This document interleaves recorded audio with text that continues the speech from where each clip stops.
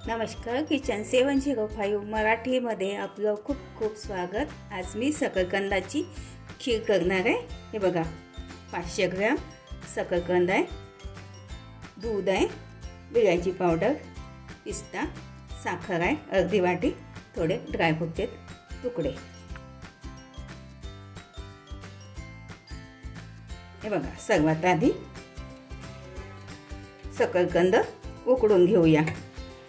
पाणी घालते डुबेपर्यंत। हे बघ, 2 शिटी येऊ देते। 2 शिटी झाली का बंद करून द्यायचं। हे बघा, थंड झालाय कुकर, आता काढून घेते। हे बघा, तोपर्यंत दूध गरम करून घेते। दूध गरम करून थंड झालेलं दूध आहे हे बघा, दुधाला उकळी आली आहे। यामध्ये साखर घालते, अर्धी वाटी साखर। साखरेचं प्रमाण तुम्ही आवडीनुसार कमी जास्त घेऊ शकता।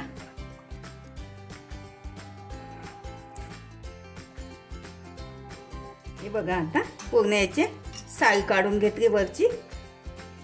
याच्यामध्ये रेषा वगैरे असलं तर थोडं गाळणीनं असं काढून घ्यायचं।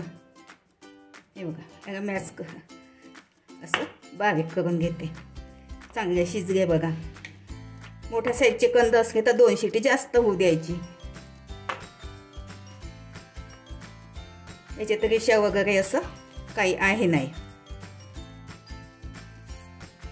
हे बघा, आता असं सगळं चांगलं चिकन करून टाकलं मॅश।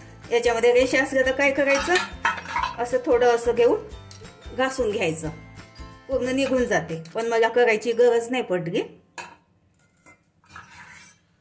हे बघा, आता यामध्ये घालते, चांगलं मिक्स करून घ्यायचं।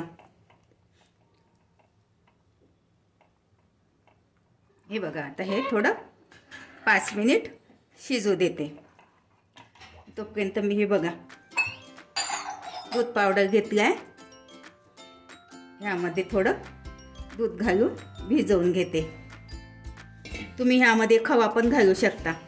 माझ्याकडे खवा नव्हता, दूध पावडर होतं म्हणून दूध पावडर घालते मी, किंवा नाही घातलं तरी चालते। माझं चॅनल प्रथमच बघत असाल, चॅनलला सबस्क्राईब, बाजूला बेल आयकॉनला क्लिक करा। त्यामुळे काय होईल, माझी नवीन नवीन रेसिपी तुमच्यापर्यंत पोहोचतील। झालं आता।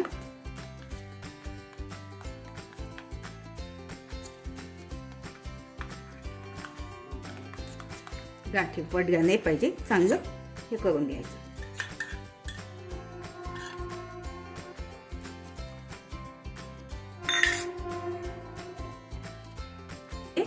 खोबरं घालते, खोबरा किस, सुकं खोबऱ्याचा किस आहे। वेलची पावडर, छान चव येते।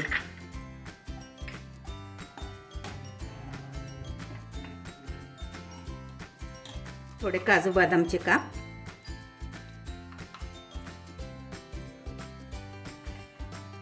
दोन 3 मिनिट आणखी देते।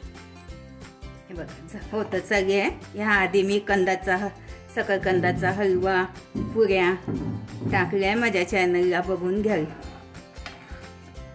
बघा, अशी घट्ट घट्ट, थोडे सुरुवातीला थोडीशी पातळ ठेवायची, कारण 10-15 मिनिटानंतर ती खूप घट्ट येते। घट्ट झालं तर काय करायचं, थोडं दूध घालून द्यायचं आणखी। हे बघा, बाउलमध्ये काढून घेतली।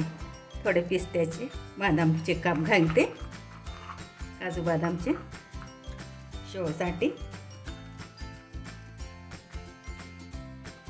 बघा, शकरकंदाची खीर खूप छान होते।